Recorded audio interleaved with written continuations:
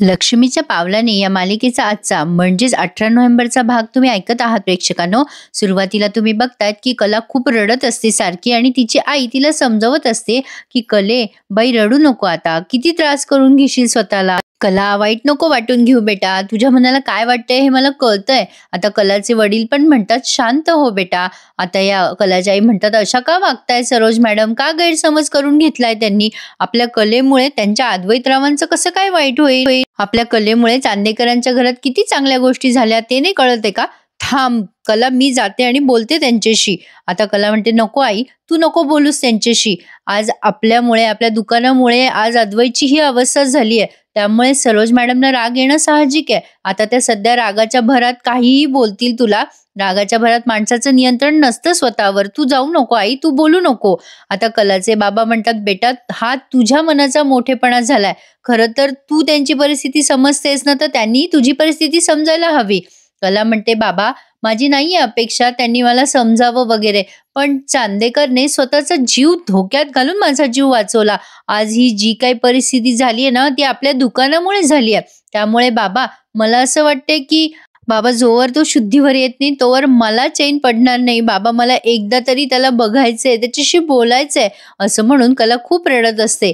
आता कलाचे बाबा सांगत असतात नको रडूस बेटा, नको रडूस. आता खरं तर नाही ना, एवढी सख्खी बहीण असून तिला कलाची काहीच काळजी वाटत नाहीये प्रेक्षकांनो. इतकी विचित्र आणि विक्षिप्त वागली आहे ती. आता ही कला म्हणत असते जोवर मी त्याच्याशी बोलत नाही तोपर्यंत मला शांत वाटणार नाही. आता परिस्थिती जोवर निवळत नाही ना तोवर नाही शांत वाटणार. काय करू, कसं करू, कशी भेटू मी त्याला, मला भेटायचंय चांदेकरला. कलाने एकच हट्ट धरलेला असतो, काही झालं तरी मला चांदेकरला भेटायचंय म्हणजे भेटायचंय. आणि डोंट वरी प्रेक्षकांनो, ती भेटलीये सुद्धा आणि दोघांमधला संवादही छान दाखवलाय त्यांनी.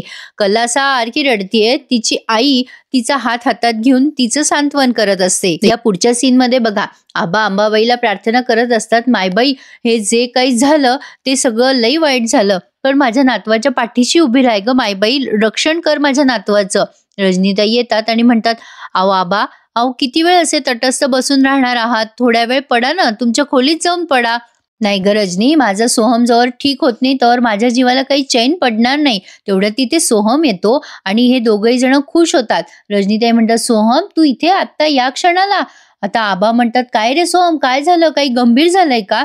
रजनीताई म्हणतात काय रे सोहम, काय झालंय. दोघही घाबरून जातात. आता सोहम म्हणतो शांत व्हा तुम्ही दोघे जण, काही झालेलं नाहीये, दादा ठीक आहे आणि त्याला शुद्ध आली आहे, हेच सांगायला मी घरी आलो होतो. डॉक्टर म्हणाले की काहीही काळजी करायची गरज नाहीये, आपला सोहम आपला अद्वैत दादा अगदी ठीक आहे. आता आबा आणि रजनीताई दोघेही देवी आईचे समाधान मांडतात आणि आभार मानतात की बरं झालं बाई, देवी आईचीच कृपा.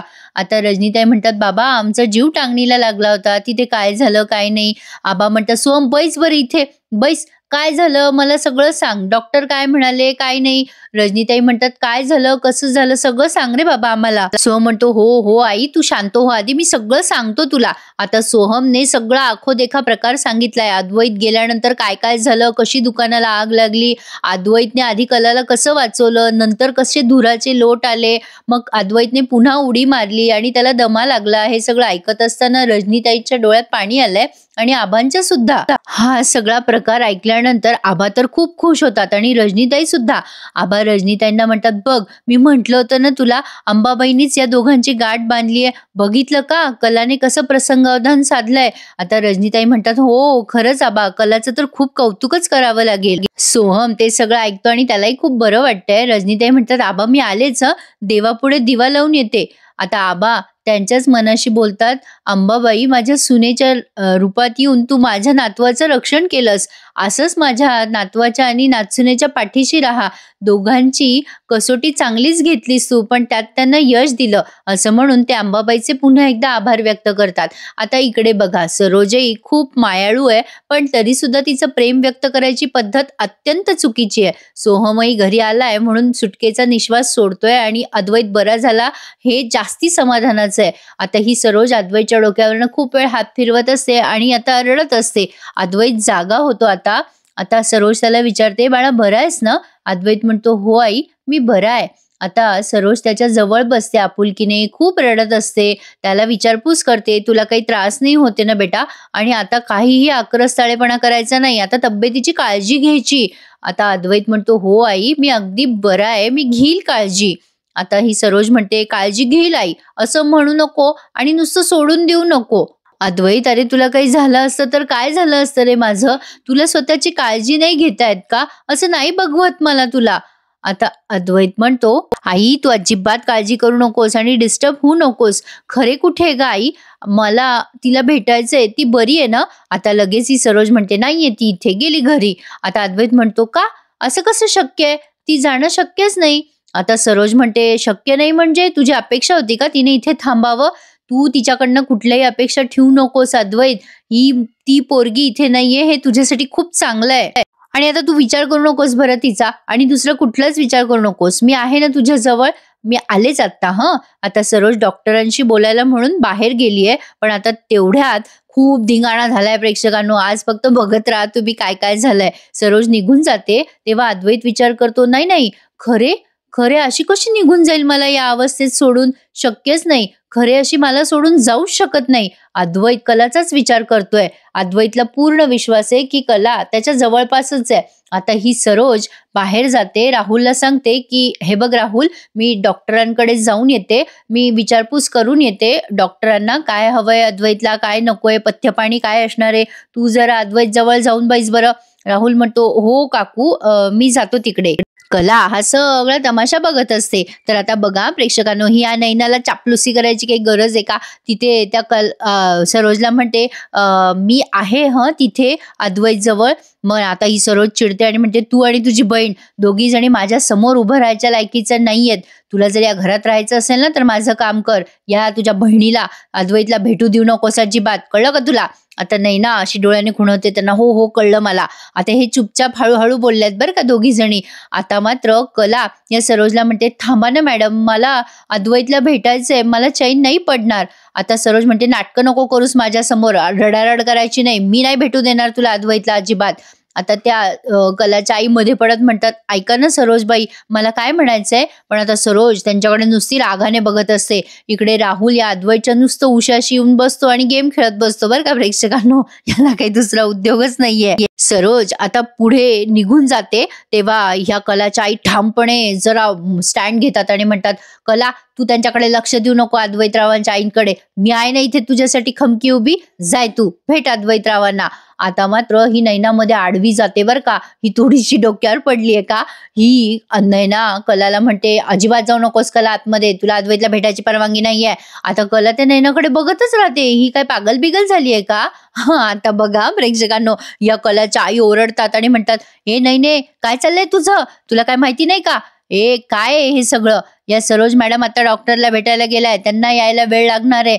त्या सरोज मॅडम येईपर्यंत माझ्या कलाला भेटून येऊ द्या अद्वैतरावांना. "चल हो बाजूला." आता ही नैना उद्धट सारखी बोलते, "कला, हॉस्पिटल असो, रेस्टॉरंट असो किंवा चांदेकरांचं घर असो, तुला ना सतत अशी मिडल क्लास बनून रडारडच करणार आहे का ग सगळीकडे? तुला जर वाटत असेल सरोज मामी तिकडे गेल्या तर मी अद्वैतला भेटू देईल, तर तुला असं वाटणं चुकीचं आहे. मी नाही भेटू देणार तुला. सरोज मामींना तुझं स्टँडर्ड बरोबर कळलेलं आहे, त्याच्यामुळेच त्या तुला अद्वैतला भेटू देत नाही. मलाही आता लक्षात येते हळूहळू." आता ही कला तर बघतच राहते नैनाचं हे रूप, पण आता जेव्हा हिची फेक प्रेग्नन्सी ओपन होईल ना प्रेक्षकांनो, तेव्हा हिचं तोंड पाहण्याजोगतं असणार आहे. तेव्हा हिला घरात कोणीच थारा देणार नाही आणि फक्त कलाच हिच्यासाठी गळ घालेल. बघा तुम्ही, माझं हे म्हणणं खरं ठरेल. आता ही संगीताताई नैनाला म्हणतात, "डोक्यावर पडली का ग नैने?" नैना म्हणते, "मम्मा, तू कशाला बोलतेस ग माझ्याशी? तू तशी पण कलाचीच बाजू घेते, मग कशाला बोलतेस माझ्याशी तू? कलाच बरोबर असते तुझ्यासाठी." आता या संगीताताई म्हणतात, "काय चूक आहे आणि काय बरोबर आहे कधी कळलं का तुला?"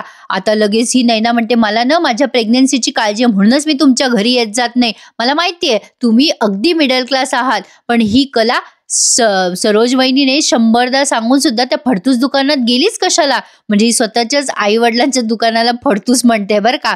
नैना पुढे म्हणते, "ही कला आयुष्यात सुधारणार नाही." आता या संगीताताई जोरात ओरडतात, "नाही नाही, चुप्प बस." नैना म्हणते, "नाही काय नाही, मी बरोबर बोलते. ही कला जर तिथे गेली नसती तर ही परिस्थिती ओढवलीच नसती."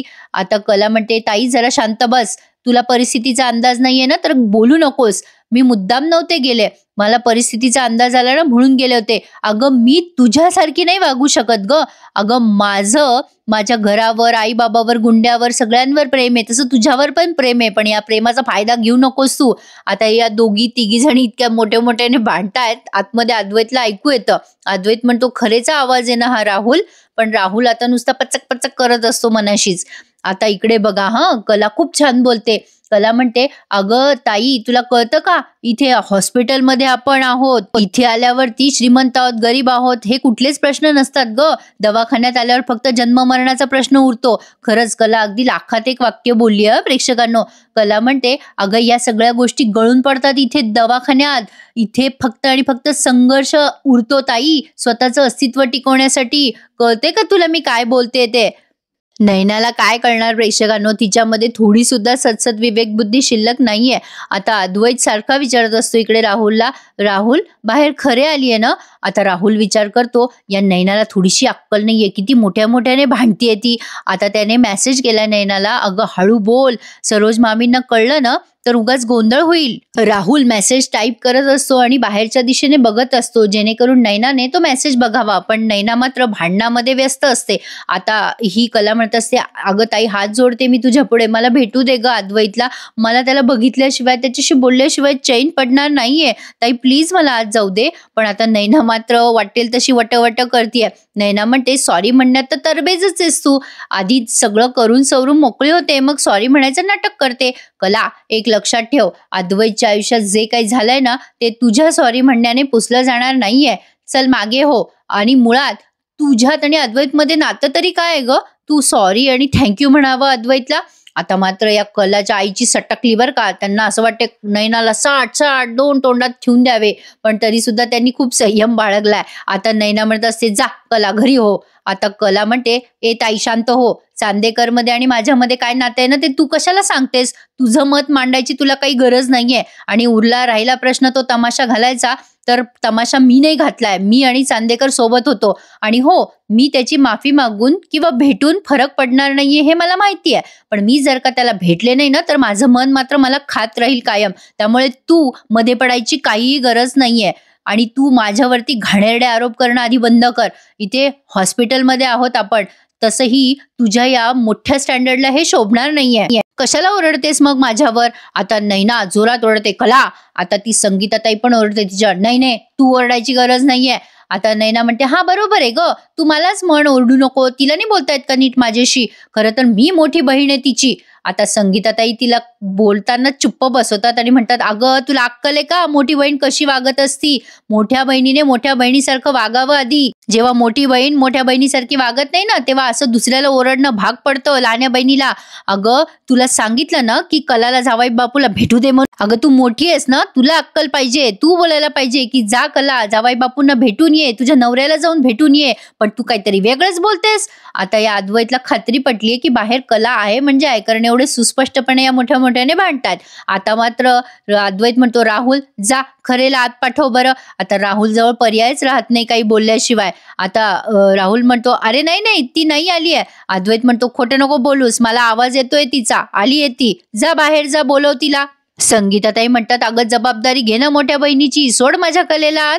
नैना म्हणते ही जबाबदारी घेण्यापेक्षा मी सरोज मामीने दिलेली जबाबदारी घेईल, मी कलाला अद्वैतला भेटायला आज जाऊ देणार नाहीये, बस इथे रडतच, अशी बोलते बरं काही प्रेक्षकांनो. आता कला म्हणते बस झालं ना ग ताई तुझं, जाऊ दे मला आतमध्ये, चल हो बाजूला तू. आता ही जरा जास्ती बोलते बरं का. ही म्हणते तुला भेटायची परवानगी नाहीये अद्वैतला आणि अद्वैतलाही तुला भेटायची इच्छा नाहीये. आता कला म्हणते असं तुला अद्वैतने सांगितलं का.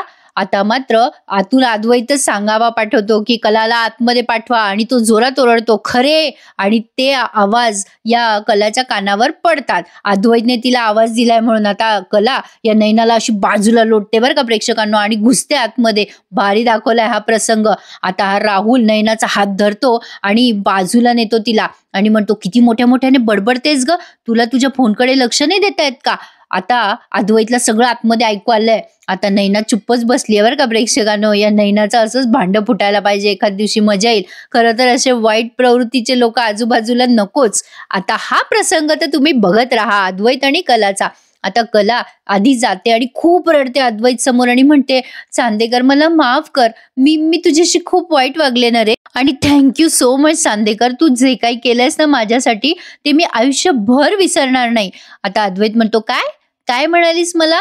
मग आता कला म्हणते, थँक्यू म्हणाले मी, काय गरज होती हे सगळं करायची तुला? अस्थमा आहे ना तुला, काळजी घ्यायची ना. अद्वैत म्हणतो, चल प्रश्न नको विचारू आता जास्ती मला. कला म्हणते, का रे, तू हॉस्पिटलमध्ये आहेस म्हणून प्रश्न नको विचारू का तुला?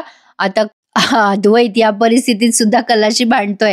तो भांडतो म्हणजे प्रेमाने भांडतो. अद्वैत म्हणतो, नाही मी द ग्रेट अद्वैत चांदेकर आहे म्हणून. आता कला म्हणते, तुला माहितीये अद्वैत तू काय करतोयस? अद्वैत म्हणतो, काय? आता कला म्हणते, याला ना गिरे तो भी टांग ऊपर असं म्हणतात. अरे हॉस्पिटलमध्ये आहेत या अवस्थेमध्ये आणि तुझ्या अंगात ताकद सुद्धा नाहीये आणि म्हणे मी अद्वैत चांदेकर आहे. हा, लगेच अद्वैत म्हणतो, नाही नाही द ग्रेट अद्वैत चांदेकर. कला म्हणते, हा द ग्रेट अद्वैत चांदेकर. अद्वैत आता हसतो बरं का प्रेक्षकांनो. हे वाक्य ते दोघे जण सोबत बोलतात. आता कला त्याला हसवत म्हणते, ए चांदेकर, तू हसलास ना की तुझ्या या मास्क वरती वाफ येतीये, तू जोकर दिसतोय. अद्वैत आता तिला चिडवत म्हणतो की आता मी हसणार नाहीये, पण हा जो बेड आहे ना आता, हे बघ खरे हा माझ्या एकट्याचाच आहे हा. आता कला म्हणते, नकोय मला हा बेड, आणि तुला पण नकोय हा बेड. हे हॉस्पिटल आहे चांदेकर, आणि तू जरा शांत राहा ना, पेशंट आहेस ना तू.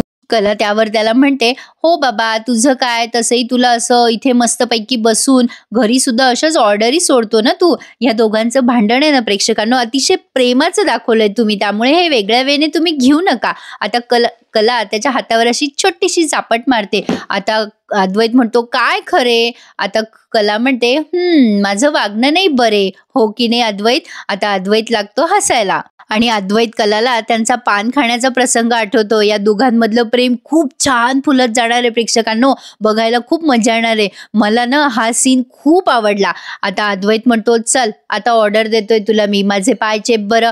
आता कला म्हणते, काय उगाच नाटकं करू नकोस हा चांदेकर. आता अद्वैत म्हणतो, नाटकं करू नकोस म्हणजे? चल मी ऑर्डर दिलीये ना, मी पेशंट आहे की नाही, माझी काळजी नको का घ्यायला तुला? चल माझे पाय चेप, माझी ऑर्डर फॉलो कर. आता कला म्हणते, तू बेजबाबदार वागलास म्हणून पेशंट झालास हा. अद्वैत म्हणतो, तुझ्या सोबत राहून राहून माझे पेशन्स वाढलेत, पेशंट तर मी आत्ता झालोय. कला हसते आणि म्हणते, काय घाणेरडा जोक मारलास रे, शी बाबा. आता अद्वैत म्हणतो, चल चल ग खरे, माझे सगळे जोक मनापासून आवडतात तुला, मला माहितीये, आधी पायदाब माझे. आता कला म्हणते, गप्प बस हा चांदेकर, एरवी डायट हेल्थ सगळी तब्येतीची काळजी घेतोस आणि अशा वेळेला विसर पडतो का तुला? अद्वैत म्हणतो, खरे हे सगळं नंतर डिस्कस करू ना आपण, आधी पाय चेप, माझी सेवा केली तर पुण्य लागेल तुला. आता कला असं तोंड करते आणि म्हणते, चल नाटकं नको करूस, मी नाही चेपणार आहे तुझे पाय. आता अद्वैत असं रुसून बसतो. मग कला म्हणते, बरं बाबा रुसू नकोस, चेपते तुझे पाय, तोंड नको वाकडं करूस, लगेच चेपू लागले. आणि आता कला त्याचे पाय दाबत म्हणते, आगव. आता अद्वैत तिला म्हणतो, अति आगव.